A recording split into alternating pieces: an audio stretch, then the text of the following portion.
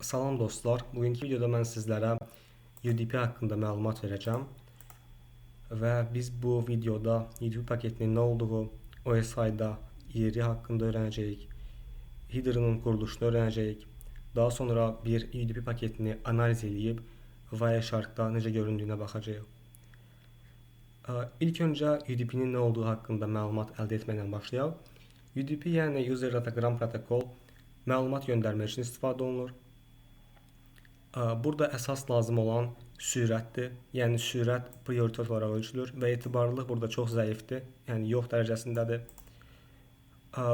TCP-dən fərqli olaraq TCP-də məlumat göndərilən zaman məlumatın gedib çatdığı yoxlanılır. Əgər məlumatınız varsa, TCP-də server handshake prosesi var və bu da məlumatın gedib çatıb çatmadığını yoxlayır. Amma UDP-də bu yoxdur. UDP məlumatı göndərir və salam. Lakin təbii ki, bu qədər tez baş verməsi, yəni yoxlamanın olmaması sürətin tez olması anlamına gəlir. Yəni UDP əsasən danışıqlarda istifadə oluna bilər. Çünki burada əsas lazım olan sürətdir. Lakin fayl yükləmək, pul transferi kimi əməliyyatlarda sözsüz ki, TCP istifadə olunmalıdır. OSI-də yerinə baxsaq, UDP Layer 4-ə aiddir. IP paketinin içində daşınır. IP header-da protokol 17 olarsa, bu deməkdir ki, data hissəsində UDP var. Gəlin mən bunu sizə layer üzərindən izah edeyim. Fikir verin, burada transport layer'da UDP header və data var. Network layer'a düşdükdə isə burada IP paketi var və IP header və IP header'ın data hissəsində UDP header və onun datası var. Biraz da aşağı düşək və burada artıq bizi UDP header'ın quruluşu qarşılayır. Burada source port, destination port, links və checksum kimi hissələr görə bilərsiniz. Bunlar header'a aiddir. Data isə ikinci hissədir. Hansı ki, bu da UDP paketinə aiddir. İlk öncə başlayaq source portdan. Source port 16 bitlik bir sahəni özündə saxlayır və məlumatı göndərən mənbənin hansı portdan məlumatı göndərdiyini təyin edir. Destination port isə məlumatın çatacağı mənbənin hansı portdan məlumatı qəbul edəcəyini təyin edir. Links hissəsinə gəldikdə, links hissəsi ümumi UDP paketinin ölçüsünü təyin etmək üçün istifadə olunur. Daha sonra links ümumilikdə 0 və 65535 arasında ola bilir. Lakin təbii ki, UDP paketi bu ölçüdə olmur. Səbəb budur ki, UDP paketi ilk olaraq bunu bilməliyik ki, IP paketinin data hissəsinə yerləşdirilir. Və trafik üzərində göndəriləndə MTU səbəbilə 1500 byte keçməli deyil. Çünki əsasən MTU şəbəkədə 1500 byte olaraq təyin olunur. Ona görə biz UDP paketinin ölçüsünü maksimum 1400-1500 byte arasında saxlamalıyıq. Daha doğrusu 1400-1450 byte arasında saxlamalıyıq. Checksum hissəsinə gəldikdə, checksum paketin heç bir problemlə üzləşmədiyini təsdiqləmək üçün istifadə olunur. Yəni paketin pozulmadığını təsdiqləmək üçün istifadə olunur. IPv4-dən fərqli olaraq burada checksum hesablanmasında yalnız header hissəsindən istifadə olunmur. Həm header istifadə olunur, həm data istifadə olunur, həm də pseudo header dediyimiz source IP, destination IP, protokol kimi sahələr də checksumun hesablanmasında istifadə olunur. Cəmi 8 byte-dır. Təbii ki, header aiddir bu. Header 8 byte-dır. 4-16 bit eləyir 64, 8-ə böldükdə daha doğrusu 8-ə böldükdə 8 eləyir, 8 byte. IPv4-ün də 20 byte ilə müqayisə edəndə son dərəcədə bu yüngül təbii ki. Sahələri mən sizə artıq izah elədim burada. Links hissəsi haqqında burada mən qeyd aparmışam. Fikir verin, burada IP max 65535 byte-dır. Header 20 byte-dır. UDP header 8 byte-dır. Və UDP payload max ola bilər bu qədər. Amma təbii ki, bu bütün hamısı şəbəkə üzərində bir dəfə göndərilə bilmir. Bunu bayaq sizə izah elədim. MTU-yə görə bütün hamısını göndərmək olmur. Daha sonra biraz da aşağı inək. Ölçü hissəsinə gələrək, yenidən bayaq dediyim məsələyə gəlirik. UDP datagram göndərir, təsəvvür edin. Və datagram göndərilən zaman MTU limitini keçir. Keçdiyi zaman, əgər keçsə, bu bəli olsa, xeyr olsa, paket birbaşa gedir, gecikməsiz və problemsiz. Əgər ki, MTU limitini keçsə paket, bu halda fraqmentlərə bölünməlidir. Fraqmentlərə bölünəndən sonra bir fraqment itir. Əgər itsə, bəli olsa, bu zaman bütün datagram itilir. Yəni UDP yenidən göndərmir. Çünki UDP-də belə bir mexanizma yoxdur. UDP göndərir və yoxlamır. Ona görə bir paket itsə, artıq UDP datagram itilir.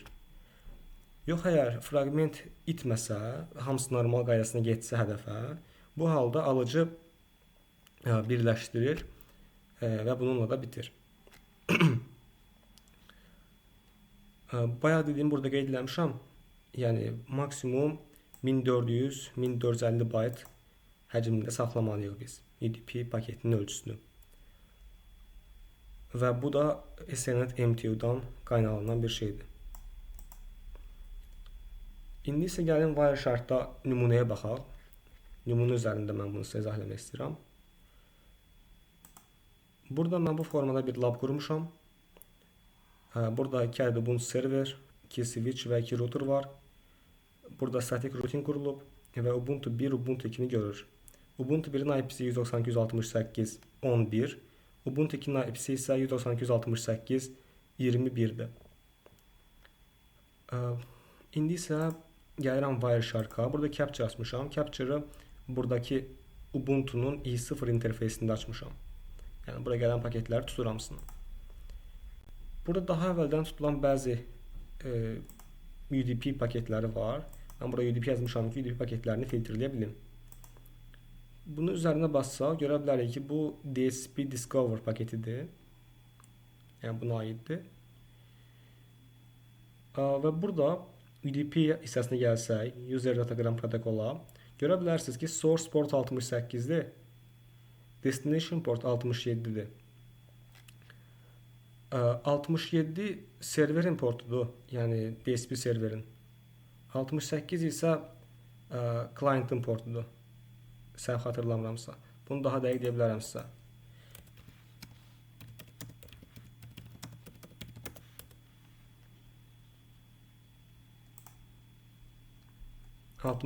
Server 68 client. Və burada artıq biz anlaya bilirik ki, bu mesaj bizə DHCP server tərəfindən göndərilib. Source 68. Daha doğrusu bunu biz göndərmişik. Yəni IP tələb eləmişik. 68 bizim portumuzdur. Destination port isə DHCP serverin portudur. Yəni 67 portudur. Biz DHCP-dən IP tələb eləmək üçün bunu göndərmişik. Yəni bu Discover paketidir. Discover. Yəni DORA prinsipini bilmirəm, bilirsiniz yoxsa yox. DHCP-də IP alınmasında DORA prosesindən istifadə olunur. DORA-nın D-si bu Discover-dır. Yəni ilk öncə IP almaq üçün bir istək göndərir. DHCP-ni axtarır. Lakin trafikdə yəni burada şəbəkədə DHCP olmadığı üçün o heç vaxt tapa bilmir. İndi isə bunları təmizləyək.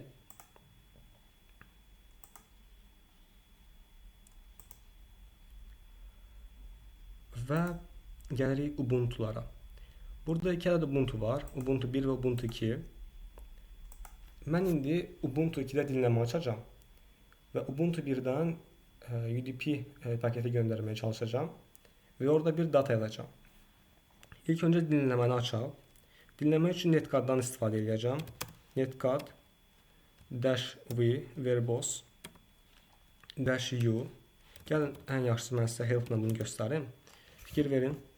Burada biz istifadə edəcəyik L-dən.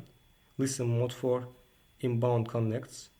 Daha sonra P port üçün specify local port for remote connects.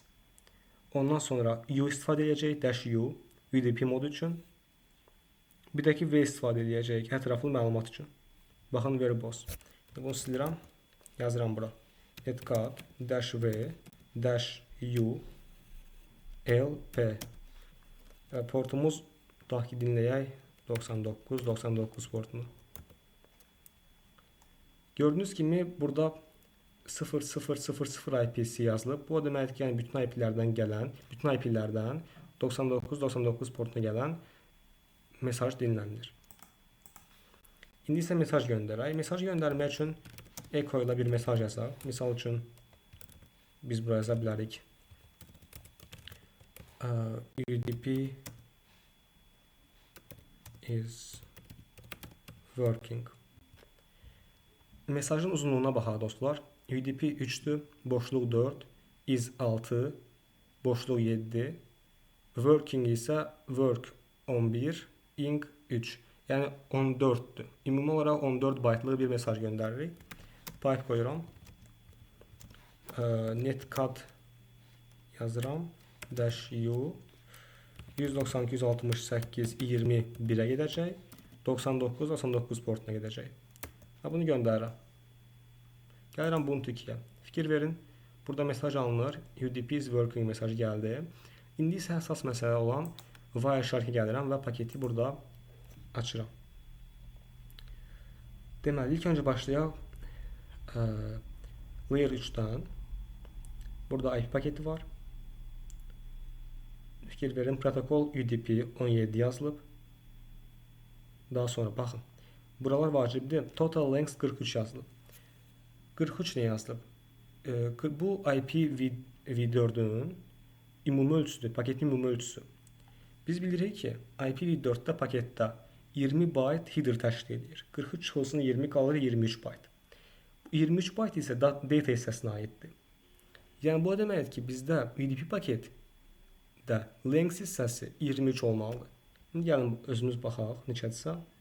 Fikir verin. UDP paketinin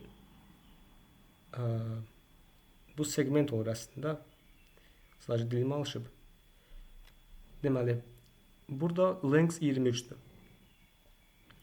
Bayaq dediyim məsələyə gəlirik. 43'dən 20'ni çıxırıq, header hissəsini qalır data hissəsi.